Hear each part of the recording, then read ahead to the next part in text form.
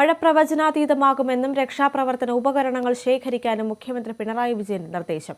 ജില്ലകളിലെ മഴക്കാല തയ്യാറെടുപ്പ് പ്രവർത്തനങ്ങളുടെ അവലോകനം ജൂൺ, ജൂലൈ, ഓഗസ്റ്റ്, സെപ്റ്റംബർ മാസങ്ങളിൽ ആദ്യ ആഴ്ചയിൽ പ്രത്യേകമായി നടത്തണമെന്നും സംസ്ഥാന ദുരന്ത നിവാരണ അതോറിറ്റി യോഗത്തിൽ മുഖ്യമന്ത്രി നിർദ്ദേശിച്ചു. വർഷം എത്താനിരിക്കെ സംസ്ഥാനത്ത് മുന്നൊരുക്കങ്ങളുടെ ഭാഗമായി എല്ലാ രക്ഷാപ്രവർത്തന ഉപകരണങ്ങളും സജ്ജമാക്കാൻ മുഖ്യമന്ത്രിയുടെ നിർദ്ദേശം. ജില്ലയുടെ ചുമതലയുള്ള മന്ത്രിമാരുടെയോ ജില്ലാ കളക്ടർമാരുടെയോ നേതൃത്വത്തിൽ യോഗം ചേരണമെന്നാണ് നിർദ്ദേശം.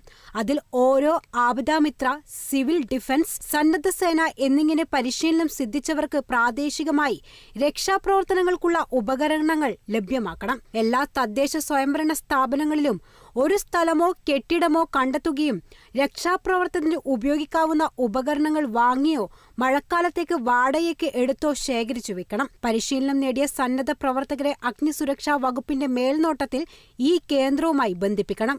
ഈ കേന്ദ്രത്തിന്റെ ദൈനംദിന മേൽനോട്ടം തദ്ദേശ സ്ഥാപനത്തിലായിരിക്കണമെന്നും മുഖ്യമന്ത്രി നിർദ്ദേശിച്ചു. അപകടങ്ങൾ ഉണ്ടാകുമ്പോൾ സമയനഷ്ടം കൂടാതെ പ്രാദേശികമായി രക്ഷാപ്രവർത്തനം ആരംഭിക്കാൻ ഇത് ഗുണകരമാകും. ഇതിനാവശ്യമായ തുക ദുരന്ത പ്രതികരണ നിധിയിൽ നിന്ന് അനുവദിക്കുമെന്നും അദ്ദേഹം പറഞ്ഞു. ഓരോ ഗ്രാമപഞ്ചായത്തിനും 1 ലക്ഷം രൂപയും മുനിസിപ്പാലിറ്റിക്ക് 3 ലക്ഷം രൂപയും കോർപ്പറേഷന് 5 ലക്ഷം രൂപ വരെയും സംസ്ഥാന ദുരന്ത നിവാരണ അതോറിറ്റി നിർദ്ദേശിക്കുന്ന ഉപകരണങ്ങൾ വാങ്ങാനും സംഭരണ കേന്ദ്രം ആരംഭിക്കുന്നതിനും ഈ വർഷം നടത്തുന്നതിനുമായി ജില്ലാ ദുരന്ത നിവാരണ അതോറിറ്റിയിൽ നിന്ന് ആവശ്യാനുസരണം അനുവദിക്കുന്നതാണ്. നഗരമേഖലകളിൽ വെള്ളക്കെട്ട് രൂപപ്പെടാനുള്ള സാധ്യത മുൻകൂട്ടി കണ്ട് ഡ്രെയിനേജ് സംവിധാനങ്ങൾ വൃത്തിയാക്കി വെള്ളത്തിന്റെ ഒഴുക്ക് സുഗമമാക്കുന്ന പ്രവർത്തനങ്ങൾ പൂർത്തീകരിക്കണം. അപകടാവസ്ഥയിലുള്ള മരങ്ങൾ, മരച്ചില്ലകൾ, ഹോർഡിങ്ങുകൾ, പോസ്റ്റുകൾ തുടങ്ങിയവ സുരക്ഷിതമാക്കുന്ന പ്രവർത്തനം മഴയ്ക്ക് മുന്നോടിയായി പൂർത്തീകരിക്കണമെന്നും മുഖ്യമന്ത്രി നിർദ്ദേശം നൽകി.